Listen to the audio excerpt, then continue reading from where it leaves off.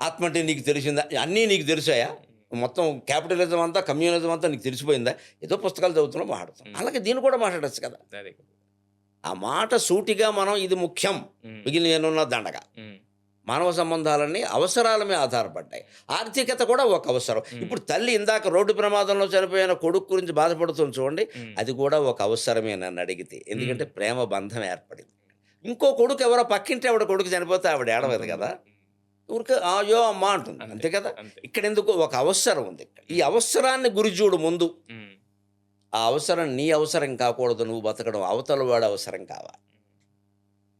అవతల వాడి అవసరం అయ్యో! వాడు ఏమీ చూడకుండా చనిపోయాడు. ఏమీ పొందకుండా చనిపోయాడు. ఏ జ్ఞానము పొందకుండా చనిపోయాడు. ఒక జ్ఞాని అయి వెళ్ళిపోయి ఉంటే వేరుగా ఉండేది హ్మ్. అని ఆలోచిస్తే అది గొప్పదది. హ్మ్. మానవ సంబంధాలన్నీ అవసరాల మీద ఆధారపడ్డాయి. ప్రేమ కూడా ఒక అవసరమే. ఇంక చాపల్యం అనండి, ఇంకో అదనండి, ఆధారపడ్డవి అన్నీ ఆర్థికత కూడా ఒక అవసరమే. అదే. అందులో ఆర్థికత ఒకటి తప్పితే మానవ సంబంధాలన్నీ ఆర్థిక సంబంధాలన్న తప్పుడు ప్రకటన. హ్మ్. అది కుదరదు. అందుకే కమ్యూనిజం విఫలమైంది. అదే. ప్రపంచం అంతా విఫలమైంది. గురువుగారు అయితే ఇప్పుడు ప్రస్తుతం ఉన్న యువతకి మీరు ఒకే ఒక్క పాఠం చెప్పాలి. జీవిత పాఠం అంటే గనక అదేమై ఉంటుంది? ఒక్క ముక్కలో చెప్పాలంటే సంతృప్తి అనేది గొప్ప మాట చాలు. ఒక్క హ్మ్. పాఠం చాలు. హ్మ్. యువతరంలో ఇప్పుడు కనపడకుండా పోతున్నది సంతృప్తి. హ్మ్. సంతృప్తి ఉంటే వీళ్ళంతా ఆనందంగా ఉంటారు. ఆడపిల్లలు, మగపిల్లలు ఇద్దరు కూడా. అసలు పెళ్లి చూపుల్లో నువ్వు ఇంకా ఎంత సంపాదిస్తావని కాదు అడగవలసింది, అమ్మాయైనా, అబ్బాయైనా. హ్మ్. ఉన్నదాంతో నువ్వు సంతృప్తిగా ఉన్నావా? Are you satisfied with what you have? This is the first question and this is the next question. అదే క్వెషన్. నాకేదో ఇంకా ఇది సరిపోదండి అంటే వాడిని చేసుకోపోవడం మంచిది. ఆ అమ్మాయినైనా అంతే. హ్మ్. వీళ్ళ తల్లిదండ్రులు అలా అడగట్లేదు. పిల్లలు అదృష్టం. ఏ కంపెనీ?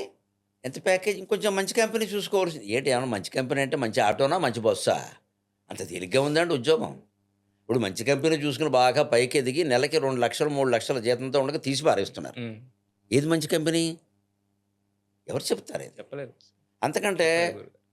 పెద్దవాళ్ళే చెబుతున్నారు గదా! ఇప్పుడు. తాపీ మేస్త్రి 60,000 ఇస్తే గాని దొరకట్లా. హ్మ్. ఇంజినీర్ 15,000కి దొరుకుతున్నాడు. ఏది మంచి కంపెనీ? నువ్వు ఇంజినీరింగ్ చదివి ఏం చేస్తావు ఇక్కడ? అంతే. ఉంది ఈ ఆలోచన సంతృప్తి ఒక్క హ్మ్. పాట నేనైతే అదే చెప్తాను. హ్మ్. ఉన్నదాంతో తృప్తి పడు. మనిషి నిశ్చింతగా ఉండాలి. అసలు ఆసుపత్రి మొహం చూడకుండా ఉండాలి అంటే 3 మాటలు. హ్మ్. ఉన్న చోటే ఉండు. ఉన్న పనే జేసుకో. ఉన్నదేదో తిను. ఇంకేం అక్కర్లేదు. నువ్వు పల్లెటూరులో ఉన్నావు. అక్కడే ఉండు. హ్మ్. అక్కడ ఉన్న పనే జేసుకో. వ్యవసాయమా? వ్యాపారమా? మీ నాన్నగారి కిరాణం కొట్టుంది. నడుపుకో. హ్మ్. బయటికి రాకు. హ్మ్. అలా ఉంటే ఎవడు పిల్లనిస్తాడు? చేసుకోకు. అంతే మొండితనం అంతే ఇంకది. అంతే. ఈ వివాహం ఒకరి అవసరం ఏం కాదండి ఇక్కడ. హ్మ్. పిల్లనివ్వకపోతే మానేమని చేసుకోకు. హ్మ్. బోలెడుమంది చేసుకోకుండా ఉన్నారు ఈవేళ. హ్మ్. కొంపలేం అంటుకోలేదు. సంసారం చేయడానికి చాలామంది ఉన్నారు. సంతృప్తి పడేవాళ్ళు ఎవరు లేరిక్కడ. ప్రతి దాని మీద మొండితనం అంతే ఇంక. హ్మ్. నాకవద్దు. నీకు హ్మ్. కుదరదు. హ్మ్. ఇలా అయితేనే. హ్మ్. ఖచ్చితంగా చెప్పాలి. హ్మ్. అంతేగాని ఇంకా అలా ఉంటే గాని కుదరదు, ఇలా ఉంటే గాని మొత్తం నెత్తికెక్కుతారింక. హ్మ్. నేను ఉన్న చోటే ఉంటాను. ఉన్న పనే చేస్తాను. ఉన్నదేదో తింటాను. నాతో పాటు గంజి తాగడానికి సిద్ధంగా ఉన్నావా? లేతే పో. హ్మ్. ఇది సంతృప్తి. హ్మ్. ఆ సంతృప్తి ఉంటే ఎక్కడ ఉన్నా, ఏ ఊళ్ళో ఉన్నా, ఎవరి మధ్యలో ఉన్నా ఆనందంగానే అడవిలో ఉన్నా సరే, అబ్ది మధ్యలో ఉన్నా సరే ఆనందంగానే ఉంటుంది. ఇవాళ సంతృప్తి లేదు. ఉండనివ్వడం లేదు. నేను యువతరాన్ని అనడం లేదు. మా వయస్సు వాళ్ళకే నమస్కారం పెడతాను. ఉండనివ్వడం లేదు. కొడుకు నాకేదో చేసేవాళ్ళారా ఉద్యోగం. మీ వాడికి ఎందుకు అంత ప్యాకేజ్ వచ్చింది? నీకెందుకు రాలా? ఇదేంటిది? వాడు పైగా మళ్ళీ వీళ్ళకి అనారోగ్యాలు వచ్చి ఆసుపత్రికి వెళితే స్ట్రెస్ ఎక్కువ చేసింది ఎవరు? వాళ్ళే. అంత స్ట్రెస్ ఉన్న ఉద్యోగం ఎందుకు చేయాలి అసలు నువ్వు? హ్మ్. డబ్బు కోసం. డబ్బెందుకు? భోగాల కోసం. హ్మ్. భోగాలెందుకు? రోగాల కోసం. భోగే రోగ భయం అని 2000 ఏళ్ల క్రితం చెప్పాడు భర్తృహరి. ఆ! ఇప్పుడు అదే భోగాలు అనుభవిస్తున్నారు, రోగాలు రోగాలు. పాలవుతున్నారు. ఇక్కడ నుంచి హెల్త్ ఇన్సూరెన్స్. ఇన్సూరెన్స్ కంపెనీ కూడా వెర్రివాడా? వాడికి లాభం లేనిదే మనకెందుకు ఇస్తాడండి? అంతే. వాడు ఇస్తాడు కదా! వాడెవరు? నీకేమైనా మేనత్త కొడుకా? ఎందుకు ఇస్తాడు? 10 మంది దగ్గర పోగేసి మనకిస్తాడు. 10 మంది దగ్గర వాటికి నష్టం వచ్చిన కంపెనీ మూసేస్తాడు. కంపెనీ. అంటే సంతృప్తి అని ఒక్క మాటతో ఈ ప్రశ్నకు సమాధానం చెప్పు. అది ఉంటే బావుంటాం. దేనితో సంతృప్తి? ఉన్నదాంతోనే తృప్తి. హ్మ్. అలా ఉండు. ఆనందంగా ఉండు చాలు. అంతే. ఏ రోగం ఉండదు. ఏవండి ఒక ఇబ్బంది ఫిల్టర్ కాఫీ తాగి 2 వేపుడు ముక్కలు తిని పచ్చడి తినడానికి ఇంతంత ఆస్తులు అవసరం లేదండి ఎవడికేను. ఇంతంత ఆస్తులు అవసరం లేదు. ఓహ్!